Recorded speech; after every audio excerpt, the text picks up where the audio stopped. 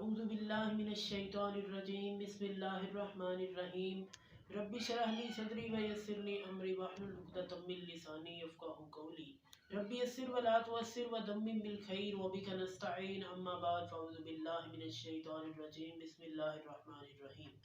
السلام علیکم ناظرین، ہم نے پچھلی چند ویڈیو سے قرآن پاک کا ترجمہ آپ کی خدمت میں پیش کرنا شروع کیا تھا اور اسی سلسلے کو ہم آگے بڑھائیں گے اور سورہ البقرہ کی آیت نمبر 194 سے 196 تک کا ترجمہ آپ کی خدمت میں پیش کریں گے۔ تو آپ کو یہ ویڈیو اچھی لگے اسے لائک کریں، میرے چینل کو سبسکرائب کریں۔ آئیے ہم شروع کرتے ہیں۔ اعوذ باللہ من الشیطان الرجیم بسم اللہ الرحمن الرحیم۔ الشہر الحرام بالشہر الحرام والحرمات قصاص فمن اعتدى عليكم فاعتدوا عليه بمثل ما اعتدى عليكم واتقوا الله واعلموا أن الله مع المتقين وأنفقوا في سبيل الله ولا تلقوا بأيديكم إلى التهلكة وأحسنوا إن الله يحب المحسنين وَأَتِمُّوا الْحَجَّ وَالْعُمْرَةَ لِلَّهِ فَإِنْ أُحْصِرْتُمْ فَمَا اسْتَيْسَرَ مِنَ الْهَدْيِ وَلَا تَحْلِقُوا رُءُوسَكُمْ حَتَّى يَبْلُغَ الْهَدْيَ مَحِلَّهُ فَمَنْ كَانَ مِنْكُمْ مَرِيضًا أو به عزم من رأسه ففدية من صيام أو صدقة أو نسك فإذا أمنتم فمن تمتع بالعمرة إلى الحج فما استيسر من الحج فمن لم يجد فصيام 3 أيام في الحج و7 إذا رجعتم تلك 10 كاملة ذلك لمن لم يكن أهله حاضر المسجد الحرام واتقوا الله واعلموا أن الله شديد العقاب صدق اللہ العظیم۔ بسم اللہ الرحمن الرحیم۔ الشہر الحرام بالشہر الحرام، حرمت والے مہینے حرمت والے مہینوں کے بدلے ہیں، یعنی ایسے مہینے جو کہ حرمت والے ہیں وہ حرمت والے مہینوں کے بدلے ہیں۔ یعنی اگر کوئی حرمت والے مہینوں میں کچھ کر رہا ہے تو اسے چاہیے کہ وہ دوسرے حرمت والے مہینوں میں دوسرے ان کاموں کو نپٹا لے۔ یعنی حرمت والے مہینے 4 ہیں، ایک ذی القعدہ ہے، ذی الحجہ ہے، محرم ہے اور اس کے بعد رجب کا مہینہ، یہ شہر الحرام ہے یعنی حرمت والے مہینے ہیں۔ والحرمات قصاص، اور حرمتوں کا بدلہ ہے، یعنی اگر کوئی حرمتوں کی پامالی کرتا ہے تو اسے اس کا بدلہ چکانا پڑے گا۔ یعنی اگر کسی کی بے حرمتی کرتا ہے، کسی انسان کو قتل کرتا ہے تو اسے بھی بدلے میں قتل کر دیا جائے گا۔ فَمَنِ اعْتَدَى عَلَيْكُمْ فَاعْتَدُوا، تو جو زیادتی کرے تم میں سے تو تم بھی جو ہے وہ کیا کرو، زیادتی کرو۔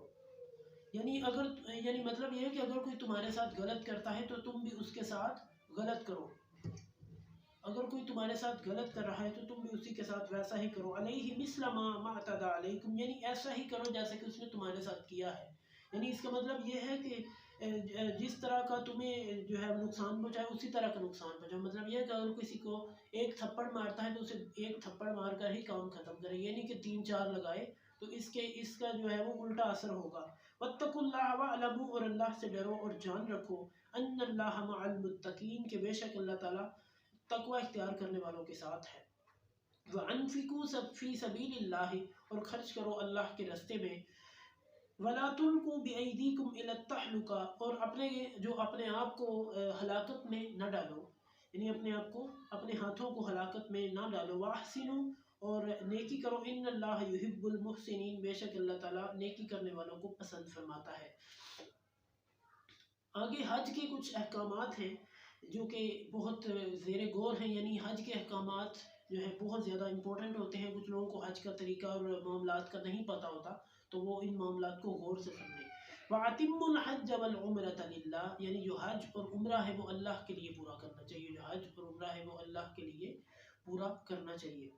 فَإِنْ أُحْصِرْتُمْ فَمَا اسْتَيْسَرَ مِنَ الْهَدْيِ، تو اگر تم گھیر لیے جاؤ تو آسانی کے لیے جو ہے وہ قربانی کر لو، یعنی اگر تمہیں گھیر لیا گیا ہے اور قربانی کو اس جگہ نہیں پہنچایا جا رہا، وَلَا تَحْلِقُوا رُؤُوسَكُمْ، اور اپنے سروں کو نہ منڈواؤ، یعنی اپنے سروں کی جو قربانی ہے وہ نہ دو، یعنی اپنے بالوں کو نہ کٹواؤ، حتیٰ یبلغ الحدی محلہ، یہاں تک کہ جو قربانی ہے وہ اپنی جگہ پہ اس جگہ پہنچ جائے جہاں اس نے قربان ہونا ہے۔ یعنی مطلب یہ ہے کہ چونکہ حدیث رسول ہے صلی اللہ علیہ وسلم کے جو قربانی ہے وہ نہ کی جائے جب تک کہ یعنی کہ جو اپنے بال اور ناخن ہے وہ نہ کاٹے جائیں جب تک کہ قربانی نہ کر لی جائے، اس کا حکم یہاں پہ ہے۔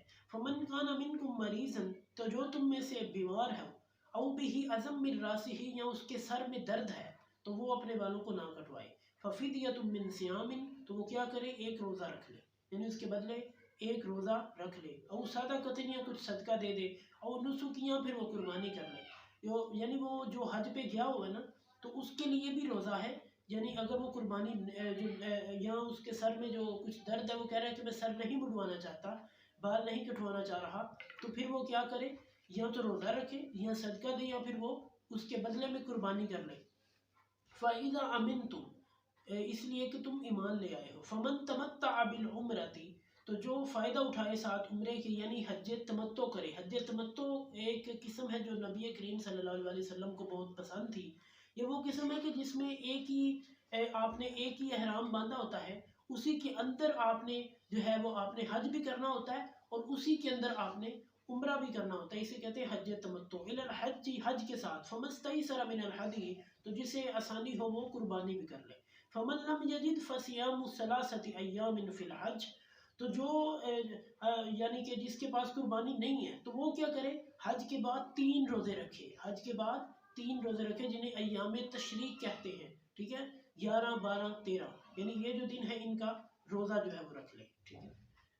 سوری، یہ 8، 9، 10 کا روزہ ہے، یہ مجھے محرم یاد آ گیا تھا، اصل میں 8، 9، 10 جو ذی الحجہ ہے اس کا روزہ جو ہے وہ آدمی رکھ سکتا ہے۔ یہ 3 دن کے روزے ہیں۔ وَسَبْعَةِ إِذَا رَجَعْتُمْ، اور 7 روزے اس وقت رکھے جب وہ واپس آئے، یعنی جو بندہ جس کے پاس وہ حج کرنے گیا ہوا وہاں پہ اس سے قربانی نہیں ملی تو وہ پھر کیا کرے، وہ پھر یہ 10 روزے مکمل کرے گا۔ ذَلِكَ لِمَن لَّمْ يَكُنْ أَهْلُهُ حَاضِرِي إِلَى الْمَسْجِدِ الْحَرَامِ، یہ اس بندے کے لیے ہے جو کہ اپنے گھر والے مسجد حرام کے پاس نہیں رکھتا، یعنی جس کے گھر والے جو ہے مکہ میں مدینہ میں نہیں ہیں، تو وہ بندہ جو ہے وہ یہ روزے رکھے۔ وَاتَّقُوا اللَّهَ وَاعْلَمُوا، اور تقوی اختیار کرو، اللہ سے ڈرو اور جان رکھو، ان اللہ شدید العقاب، کہ بے شک اللہ تعالیٰ سخت سزا دینے والا ہے۔ صدق اللہ العظیم۔ آپ کو میری ویڈیو اچھی لگے اسے لائک کریں، میرے چینل کو سبسکرائب کریں۔ اگلے ویڈیو تک کے لیے اللہ نے